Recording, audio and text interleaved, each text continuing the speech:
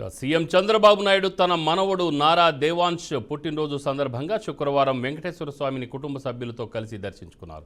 అనంతరం భక్తులకు వెంగమాంబ అన్న వితరణ కేంద్రంలో అన్నప్రసాదం స్వయంగా వడ్డించారు. అనంతరం ముఖ్యమంత్రి మాట్లాడారు.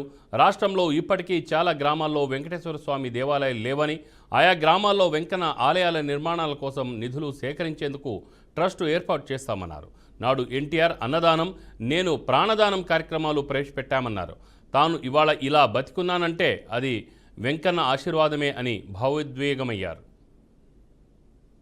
ఉండే అన్ని రాజధానుల్లో వెంకటేశ్వర స్వామి దేవాలయం కట్టాలనేది ఒక నిర్ణయం, ఒక సంకల్పం చేశాం. దాని ప్రకారం అందరికీ విజ్ఞప్తి చేస్తున్నాం. అక్కడ ముఖ్యమంత్రి కూడా రాస్తాం.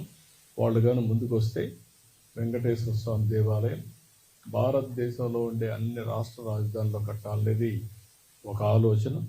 ఈ ఆలోచన టీటీడీ కూడా వర్కౌట్ చేసి ముందుకు తీసుకెళ్తారు. అదే మరి విదేశాల్లో కూడా, ఒక మన దేశంలోనే కాకుండా విదేశాల్లో కూడా చాలామంది హిందువులు ఇదయ్యారు. ప్రపంచంలో ఉండే హిందువులకి ఒక ఆలోచన ఉంటుంది, కలియుగ దేవుడు వెంకటేశ్వర స్వామి.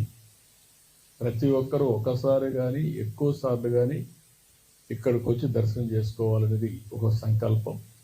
రెండో సంకల్పం, ఎక్కడికక్కడ టెంపుల్స్ ఉంటే ఆ టెంపుల్లో పూజలు చేసుకుంటూ వాళ్ళు ముందుకు పోయే పరిస్థితి వస్తుంది. వెంకటేశ్వర స్వామి ఆస్తులన్నీ కాపాడడానికి కంకణ కట్టుకొని కోర్టులో ఉన్నా ఎక్కడున్నా. అదే మరికి నేను ముందే చెప్పాను, వెంకటేశ్వర స్వామి దేవాలయంలో పనిచేసే వ్యక్తులు ఓన్లీ హిందూస్గానే ఉండాలి. ఎవరైనా క్రిస్టియన్స్ కానీ ఇతర మతస్థులు ఉంటే వాళ్ళందరికీ ఎవరిని మనోభావాలు దెబ్బతినకుండా గౌరవప్రదంగా వాళ్ళు రీహాబిలిటేట్ చేస్తాం.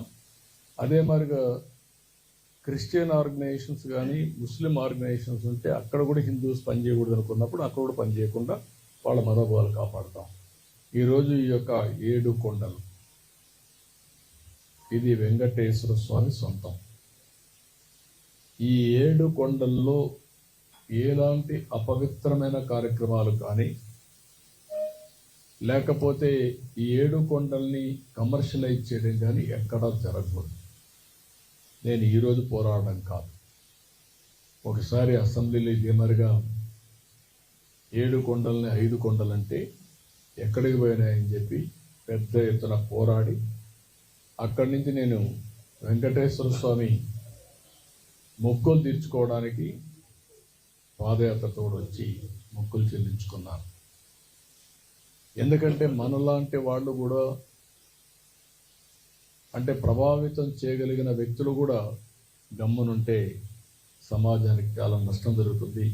ఇంతవరకు చేసింది మానవ సేవ కోసం 2 కార్యక్రమాలు చేసాం. అన్నదానం, అది అయిన తర్వాత ప్రాణదానం.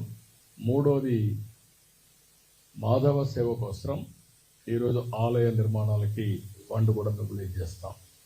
ఈ ఫండ్ని ఎక్కడికక్కడ ఇప్పుడు ఉండే డబ్బులు ఖర్చు పెడుతూనే సిస్టమేటిక్గా ఇంకా ఫండ్ రేజ్ చేసి ఆ ఫండ్ అంతా కూడా ఖర్చు పెట్టి ఎక్కడైతే వెంకటేశ్వర స్వామి సేవలు చేయాలనుకున్న ప్రతి ఒక్క వ్యక్తికి ఇది ఉపయోగపడే పరిస్థితి వస్తుంది. శ్రీవారి సేవకులు ఉన్నారు, శ్రీవారి సేవకులు కూడా ఇంకా పగడ్బందీగా తీసుకొస్తాం. ఇది కూడా నా ఆలోచనే. ఆ రోజు మీరు ఒక్కసారి చూస్తే నేను ఏదైతే ప్రాణదానాన్ని ఇనాగరేట్ చేసి వచ్చాను, వస్తా ఉంటే 24 క్లేమోర్ మైన్స్ నా మీద బ్లాస్ట్ చేశాను. నేను ఏ తప్పు చేయలేదు, ప్రజాహితం కోసం పనిచేశాను. లా అండ్ ఆర్డర్ మెయింటైన్ చేయాలని ఆలోచించాను. దాని మీద ఖర్చు కడితే వెంకటేశ్వర ఎక్కడైతే మనం ఆ స్పాట్ కూడా ఇప్పుడు ఉంది, అలిపేట దగ్గర ఎంట్రన్స్లోని. అయితే ఆ రోజు అదొక మిరాకిల్. నేను తప్పించుకోవడం అనేది జరిగే పని కాదు. సాక్షాత్తు వెంకటేశ్వర స్వామి నన్ను కాపాడాడు, ప్రాణం విడిచిపెట్టాడు. అందుకనే నేను ఎప్పుడు కూడా ప్రతి ఒక్కరికి విజ్ఞప్తి చేస్తూ ఉంటాను, ఇక్కడుండే వ్యక్తులు ఎవరు అపచారంత చేయొద్దండి. అపవిత్రానికి ఎక్కడ కూడా శ్రీకారం, ఒక తెలుసో తెలియకో అపచారం జరిగేదానికి సహకరించద్దని చాలా చెప్తున్నాను. గడిచిన 5 సంవత్సరాలు చాలా పోరాటాలు చేశాం.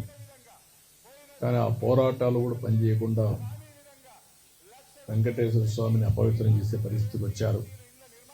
ఆ రోజు కూడా మీ అందరికీ నేను చెప్పాను ఇక్కడే, ప్రథమ ప్రాధాన్యత వెంకటేశ్వర స్వామి పైన ఉంటుంది. ఏదైతే క్లీనినెస్ ఇక్కడి నుంచి ప్రక్షాళన వెంకటేశ్వర స్వామి టెంపుల్ నుంచి చేస్తానని చెప్పి దేవుని రుణం తెచ్చుకోవడానికి, అదే సమయంలో రాష్ట్రాన్ని పునర్నిర్మాణం చేయడానికి అంకితో పనిచేస్తానని చెప్పాను. చెప్పినట్టే ఫస్ట్ అపాయింట్మెంట్ నేను ఇచ్చింది శ్యామలరావు ఇచ్చాను.